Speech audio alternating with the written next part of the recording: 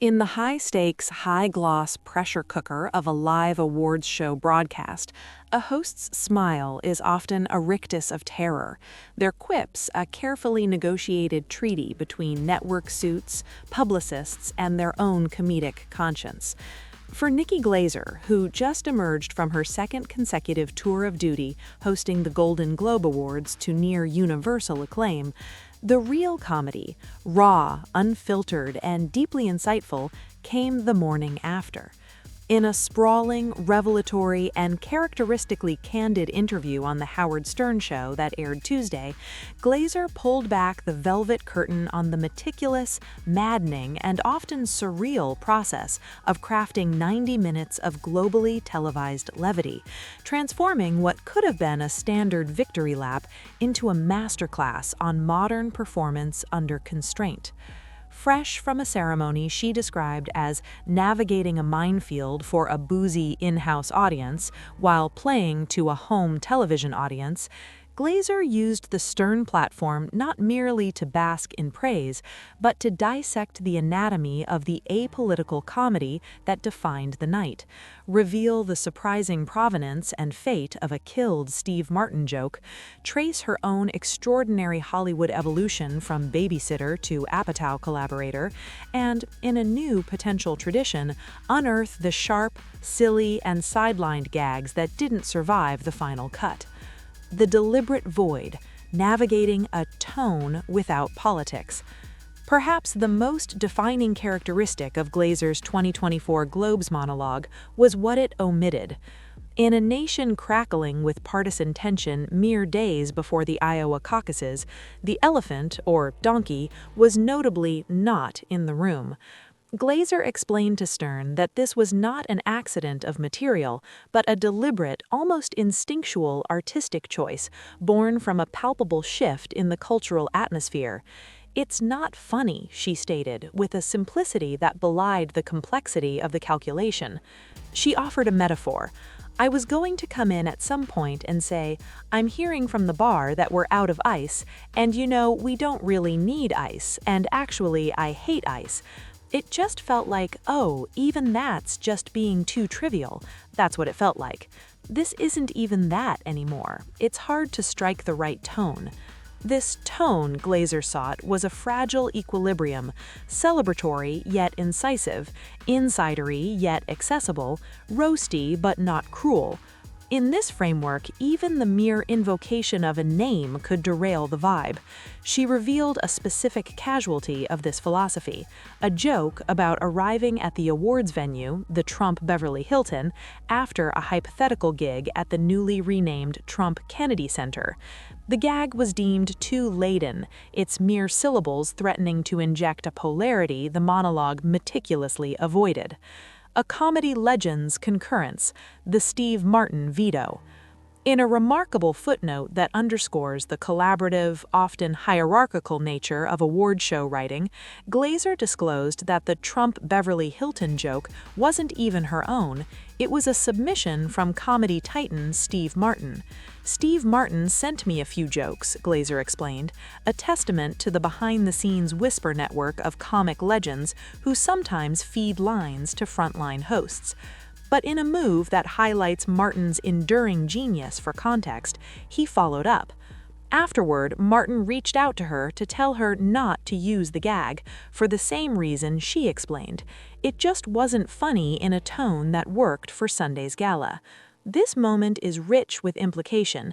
A neophyte host might cling to a Steve Martin-penned line as a golden ticket. Glaser, and Martin himself, demonstrated a more sophisticated understanding. Comedy is not about the quality of the line in a vacuum, but its fitness for the ecosystem of the moment. The master recognized the host's instinct was correct. The one network jab that landed, a nod to journalistic tension. The monologue was not entirely devoid of edge, however. Stern specifically commended Glaser for a joke that slipped through the apolitical net by targeting her own broadcaster. Following CBS's controversial decision to spike a 60-minute segment critical of Trump-era immigration policies, Glaser zinged in her opener. I'm so glad we're all here together at the Golden Globes, broadcasting live on CBS, or as it's now known as Certainly Be Silent. It was a calculated risk, a meta-commentary on the very constraints she was operating under, a wink to the audience that she and her writers were aware of the wider world, and a demonstration that the sharpest barbs can sometimes be aimed at the hand that feeds you, provided it's done with a precise and almost surgical smile. From nanny to narrative, the Judd Apatow redemption arc. Beyond the Globe's post-mortem, Glaser's conversation with Stern veered into profoundly personal territory, covering cosmetic procedures, her decision not to have children, and a stunning full-circle Hollywood story. Long before she was holding the Globe's teleprompter in her gaze, a young Nikki Glaser was holding the children of Judd Apatow. I remember thinking, this person's probably never going to see you as anything other than a nanny or whatever you came in as, she recalled of her time working for the mega producer over 15 years ago. The arc of that relationship speaks to Glaser's dogged persistence and the respect she has earned through craft. Apatow himself referenced the anecdote from the Globe stage this year, a public acknowledgement of her journey. Now, Glaser is set to write a movie for Apatow's production company. The dynamic has irrevocably shifted. "I don't feel like he looks at me that way," she told Stern. "He really respects the process I go through to work on these award shows. He has the same kind of work ethic and obsession with getting it right and having a real respect for these performances." This evolution, from domestic employee to creative collaborator, is a narrative straight out of a Hollywood script, one predicated not on luck but on a shared, almost obsessive work ethic. It is the foundational subtext for Glaser's authority on the Globe's stage. She is not an outsider crashing the gate. She is a professional who has climbed, gruelingly and hilariously, through every ring of the industry. The cutting room floor, a treasury of lost laughs. In what may become a delightful post-Globes ritual, Glaser closed her Stern interview by sharing a cache of jokes that were written, workshopped, beloved, and ultimately killed. This act of sharing is more than just bonus content. It's a revelation of the comic's ID, the less filtered, often sillier, and sometimes more brazen ideas that form the raw or later refined into broadcast-safe material. The slain gags offered a glimpse into alternate comic universes. On nominee Chase Infinity is nominated for Best Actress tonight, and Chase Infinity is her real name. And this is true. If you apply now, you can earn 5% cash back on all travel bookings through her through the end of the year, so get on that. A layered dig at the industry's sometimes absurd names and its relentless commercialism. A sharper follow-up, Chase Infinity Payne is actually her real name, Chase Infinity Payne, which is also how Sean Penn gets an erection. A joke that sacrifices a nominee's dignity for a brutal, classic punchline structure. On pseudonyms, some people have stage names like hack star Gene Smart, whose real name is Corduroy Dumbass. A pure, absurdist non sequitur that thrives on the contrast between Smart's poised brilliance and the ridiculous insult. A masterclass bit on Brad Pitt nominated for F1. See, that's what I love about Hollywood. When a man turns 60, he gets to play a race car driver. Meanwhile, after 35, every role for a woman is a tired mom who hates her life. And Brad, you were so good I was almost convinced that you've driven yourself somewhere in the last 30 years. But Brad did a lot of his own driving in the movie. And Brad, I don't want to embarrass you, but your blinker was on the whole time there. The Pitt joke is particularly illustrative. It begins with a pointed, truthful critique of Hollywood's gendered aging paradox, pivots to a personal dig at Pitt's reputed lack of practicality, a common tabloid theme, and ends with a wonderfully mundane visual gag. It's 3 distinct jokes in one, a high-risk, high-reward structure that likely fell to the need for pace and the protection of a major star's vanity. The alchemy of the modern host. Nikki Glaser's Stern interview, in its totality, did more than recap an event. It documented the psyche of the modern award show host, a role that is equal parts court jester, cruise director, crisis manager, and cultural commentator. She revealed the host not as a mere presenter of pre-written material, but as the central processing unit for a torrent of inputs: network mandates, producer notes, zeitgeist sensitivity, audience energy, and the host's own comedic voice. Her success, as dissected with Stern, came from a clear-eyed understanding of these constraints and the creative agility to thrive within them. She demonstrated that apolitical does not mean toothless, but can instead require a more nuanced and difficult comedic surgery. She showcased the respect earned through relentless work, turning a past life anecdote into a symbol of earned inclusion. And by airing her killed jokes, she performed a final, gracious act of transparency, allowing the public to appreciate not just the flawless final product, but the immense, hilarious, and often heartbreaking labor that goes into crafting every second of live television's most perilous gig. In the end, the interview solidified a key truth. Nikki Glaser's triumph at the Globes was no accident. It was the product of an artist who understands that sometimes the most powerful statement is a strategically placed silence, and the biggest laugh is the one you meticulously choose not to take.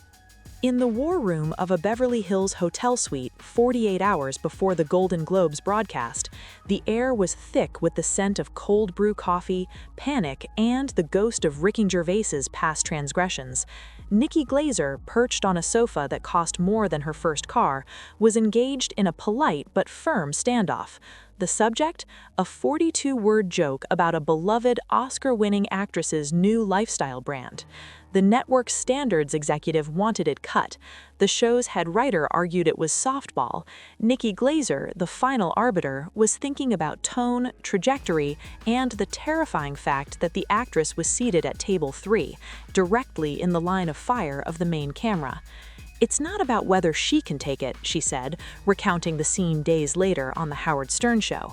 "It's about whether I can take her taking it, and whether the audience at home wants to watch that transaction happen at 8:37 on a Sunday night."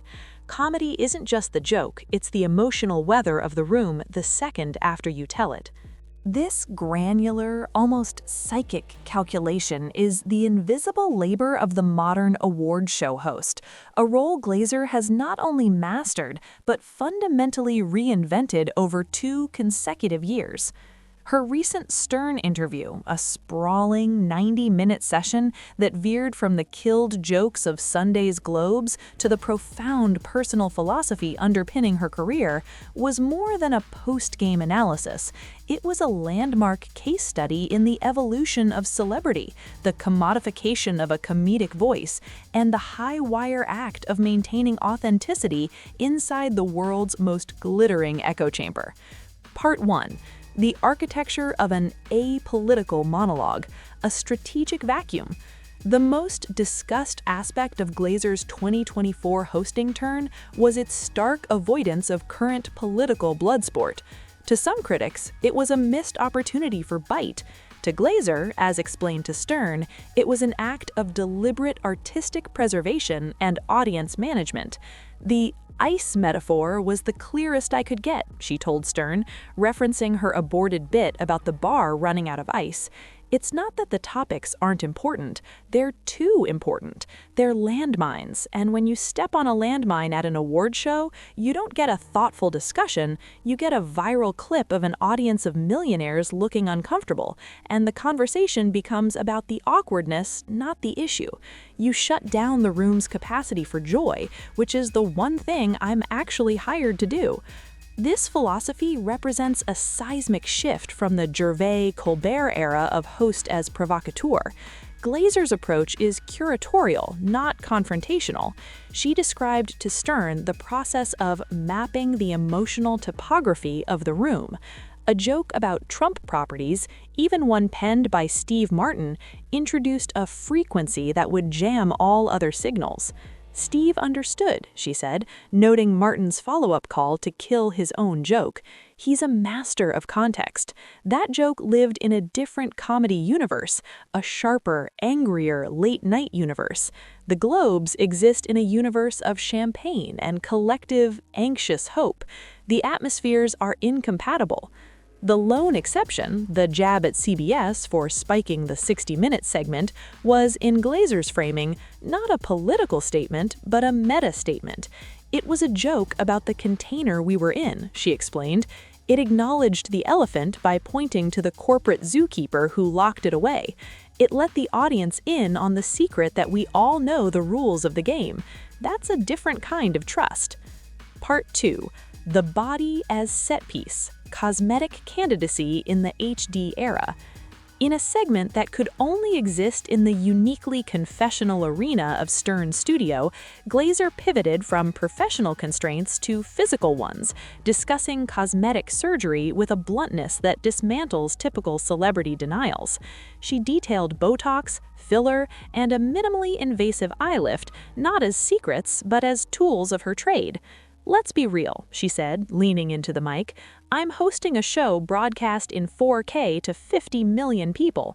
The scrutiny isn't just on my punchlines, it's on my pores. This isn't about chasing 25. It's about not having the conversation be about my face when I'm trying to deliver a joke about Brad Pitt's blinker. I am the set, the lighting, and the performer. I have to maintain the set."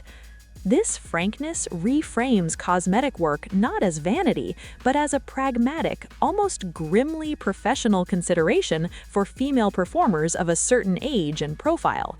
It's an anti-aging strategy as part of brand management. In an industry that still ruthlessly shelves women over 40, Glaser's admission laid bare a brutal calculation. Investing in one's face can be a means of buying creative time and audience focus. It is, paradoxically, a way to keep the conversation on the craft by strategically managing the vessel that carries it. Part 3. The Apatow archetype, from caregiver to creative peer.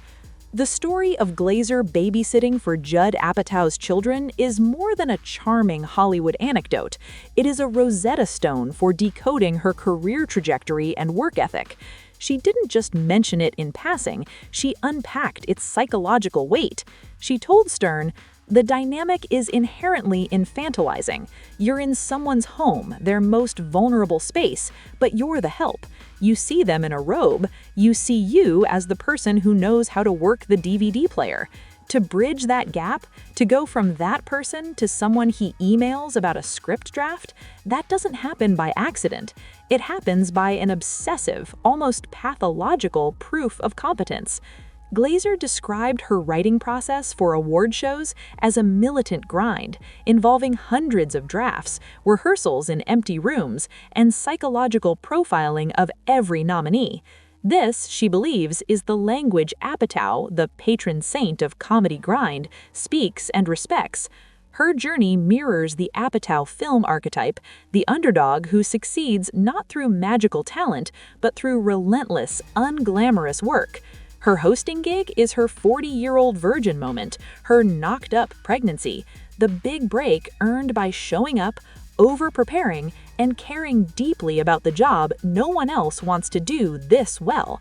He doesn't see a former nanny, she concluded. He sees a fellow obsessive, and in this business, that's a thicker bond than any mentorship. Part 4.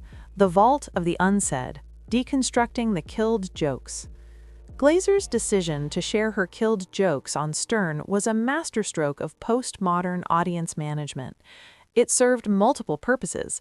It satiated fans hungry for more, it demonstrated the volume of work that goes unseen, and it allowed her to reclaim the sharper, riskier voice that the Globe's broadcast necessarily sanded down. A deeper analysis of the casualties reveals her comedic priorities. The Chase Infinity/Grams jokes. These are pure club comic jokes, insidery, reliant on a cynical understanding of Hollywood absurdity. They were likely cut for being too niche for a global audience, and for targeting a lesser-known nominee without a significant comedic payoff for the uninitiated. The corduroy dumbass joke. This is a throwaway, absurdist line. Its death speaks to the value of real estate. In a tightly timed monologue, every second must serve multiple purposes: laugh, recognition, momentum. A pure nonsense joke about Jean Smart, while funny, doesn't advance the narrative or roast the room. The elaborate Brad Pitt bit. This is the most telling kill. It contains a structural critique of Hollywood, gendered aging, a personal dig, Pitt not driving himself, and a physical punchline, the blinker. It's a three-act play. It was likely cut for length, for fear of the gendered critique coming off as too lecturing in a monologue, and for the double-barreled personal attack potentially feeling mean rather than cheeky. What remains in the final cut is often the simplest, cleanest version of an idea.